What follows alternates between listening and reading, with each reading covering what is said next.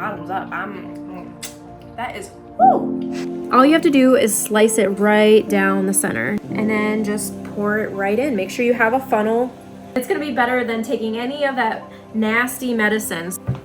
And then you're just gonna squeeze and you're just gonna pour it right on in there. Oh man, this looks so. Today I'm gonna show you how to make homegrown vanilla extract. All right, so we're gonna start with the things that you're gonna need to get cooking. So here I have my homegrown vanilla, and this comes all the way from the big island of Hawaii. Look at that vanilla bean. Isn't that crazy? A lot of times when we live here in over here on the mainland, we don't get to see this stuff. This is what an actual real vanilla bean looks like. So we'll get to more of that later. So you're gonna wanna get some vanilla. You're gonna get either a vodka or a bourbon or a whiskey.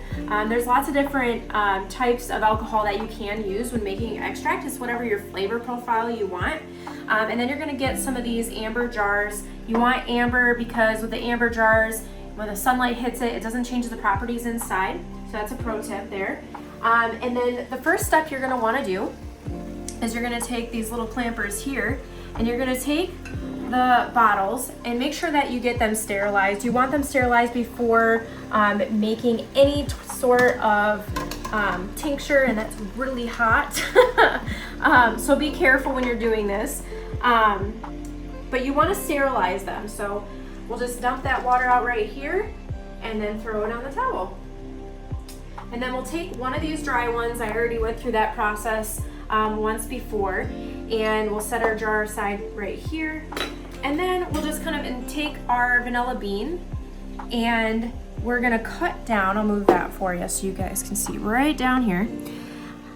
All you have to do is slice it right down the center, just like that, just to get those beans exposed, because that's gonna give you the best flavor. If you just stick it in the jar without splitting it, it's not gonna do much for you. So check that out. A lot of you might have not ever seen a vanilla bean, but that's what that looks like. So then after you've cut that down the middle, you're gonna take it, fold it just like this, and down the hatch. It's really that simple, guys. A lot of times, you know, we're just buying stuff from the store and we don't realize how simple it is to actually make it ourselves. It's just kind of a waiting game at this point though. And I'll tell you why in just a minute.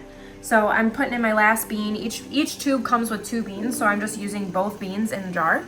And then I'm gonna take this bourbon whiskey here, and this is what I'm gonna try. I've never had this type of vanilla extract before, so we'll see how it turns out, see what it tastes like, and then just pour it right in. Make sure you have a funnel. You don't want to pour anything without a funnel. It's just not gonna work well. Whew. All right, and then you want to fill all the way to the top, just like that. That took up a lot of whiskey. And then you're going to just cap it. So this is not done, obviously. It doesn't taste like vanilla extract yet, but you're gonna set this aside. You're gonna put it in a dark, cool place.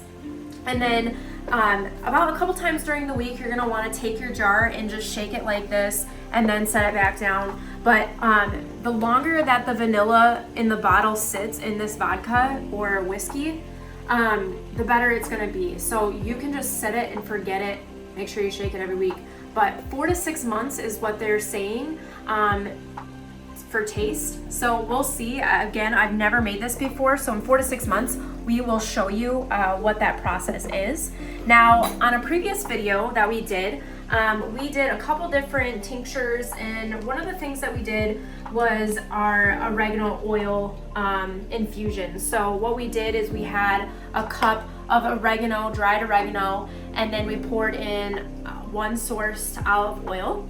And then this has been sitting for about a month and a half now. I was kind of late to the game of straining it, but honestly, the longer it sits, the more it's going to extract from those leaves.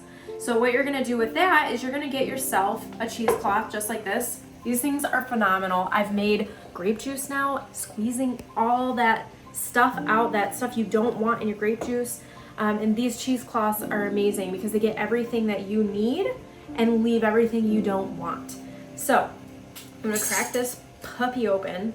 The reason why we made the oregano oil is it's a very, very potent I think it's microbial or whatever, but it basically works as a medicine. So like anytime that you have a sore throat or you're feeling like you got a cough coming on or anything of the season, you know, whether you're sneezing, you can take this oregano oil and it's going to be better than taking any of that nasty medicine. So here I am just pouring this into the cheesecloth just like this. Antiviral, antimicrobial, and antibacterial. See, helps with a cough. I knew my cameraman would know more than me. So you're gonna pull it back like this and you can see it straining. Look at that. Look at those purities coming out. Oh yeah, that's some good stuff. And then you're just gonna squeeze. And a lot of times too, I like to do is just twist this like this. That's what I've learned. You just twist it and then it even gets more out. That way it helps with that. Once you've got it strained and you've got it in your jar like this, you're gonna again wanna put it into an amber jar like this. This one is gonna be used for a dropper. That's the best way to take some medicine that you're making because it gives you the exact amount of what you would need. So you take 2 of these 3 times a day to get rid of that, any sort of sickness that you have going on. Holistic medicine is awesome. If you guys have nasal congestion, if you have cough, sore throat, respiratory congestion, if you have headaches, oregano oil is extremely potent. And the vanilla extract has actually been shown to help with toothaches, and it is shown with premature newborn babies that are in the presence and aroma of vanilla extract. It calms them down during blood tests. I think that's so amazing. Like when I was thinking of vanilla extract, I was thinking, oh, for cookies and baking and putting it in my coffee or whatever. But as we were researching vanilla extract, all those wonderful things that I had no idea they could be used for.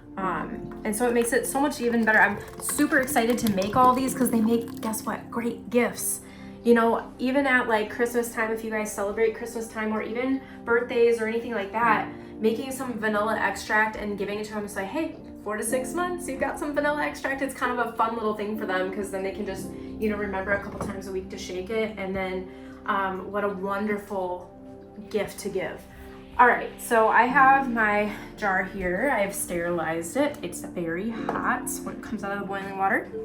And you're gonna take a funnel. Again, this one's a little bit smaller for the smaller jar. And you're just gonna pour it right on in there. Oh man, this looks so good. I'm super excited to have our own. Previously, before getting all the stuff that we needed, like our oregano, dried oregano and stuff, there's a lot of people that make this stuff online and sell it.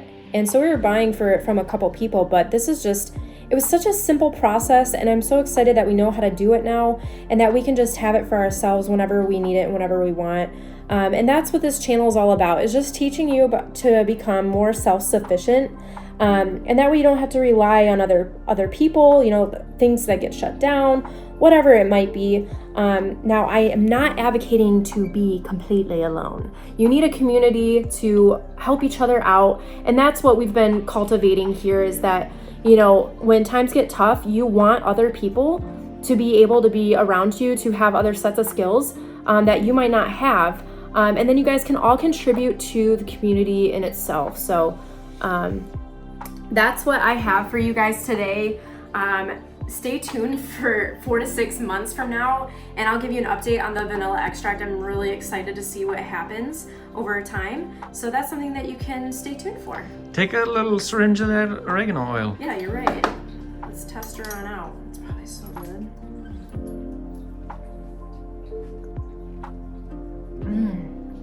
That's way better than the stuff that we bought. Yum. I could just sit here and eat this all day. People have said don't continue to eat this. I mean, like, don't take it if you don't have any issues, but bottoms up. That is, woo! That is strong.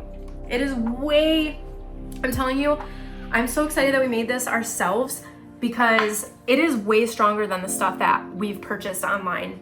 And this is gonna kick my butt if I get sick. Hopefully I do not, but if you want to also know more about starting your own microgreens or even homesteading or anything about, you know, the corporate power structure and all of that, this is a great book for you to start reading.